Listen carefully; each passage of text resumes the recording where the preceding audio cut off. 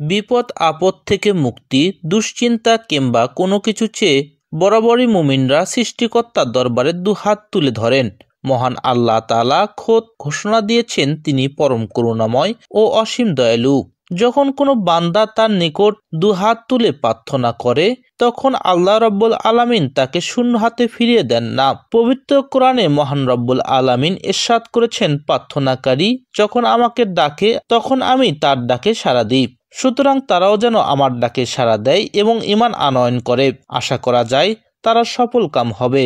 সূরা বাকারা আয়াত 186। অপর আয়াতে এসেছে, আর যারা আমার সাথে সর্বাত্মক প্রচেষ্টা চালায় আমি অবশ্যই আমার পথে পরিচালিত করব।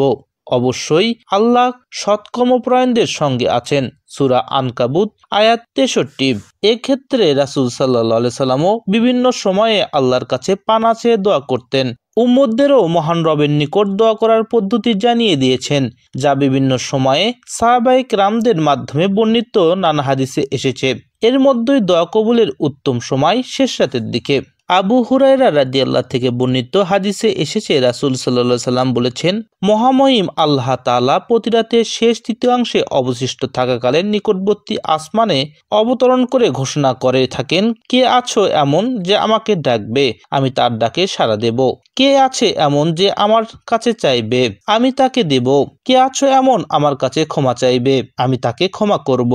সহিহ বুখারী হাদিস 1079। এক্ষেত্রে ইসমে আজম বা আল্লাহর গুণবাচক নাম ব্যবহার করে দোয়া করলে মহান রব্বুল আলামিন তা কবুল করেন।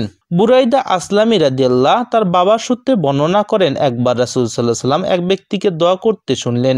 ওই ব্যক্তি বলছিল, আল্লাহুম্মা ইন্নী আসআলুকা বিআন্নী আশহাদু আন্নাকা আনতাল্লাহ লা ইলাহা আনতাল আহাদুস সামাদ আল্লাযী লাম ইয়ালিদ ওয়া লাম ইউলাদ ওয়া লাম ইয়াকুল লাহু কুফুয়ান আহাদ। অর্থ, হে আল্লাহ, আমি তোমার কাছে প্রার্থনা করছি এবং জানি যে তুমি আল্লাহ, তুমি ছাড়া প্রকৃতপক্ষে কোনো মাবুদ নেই, তুমি এক ও অনন্য, তুমি অমুখাপেক্ষী ও স্বনির্ভর, যিনি কাউকে জন্ম দেননি, কারো থেকে জন্ম নেননি, যার কোনো সমকক্ষ নেই। লোকটি এমন দোয়া করতে শুনে রাসূল সাল্লাল্লাহু আলাইহি সাল্লাম তাকে বললেন, যে সত্তার হাতে আমার প্রাণ সেই সত্তার কসম, ওই ব্যক্তি আল্লাহর কাছে ইসমে আজমের মাধ্যমে দোয়া করছে, যার ওসিলায় দোয়া করা হলে আল্লাহ তাআলা কবুল করেন এবং যার ওসিলায় প্রার্থনা করা হলে তিনি তা দান করেন। তিরমিজি হাদিস 3475।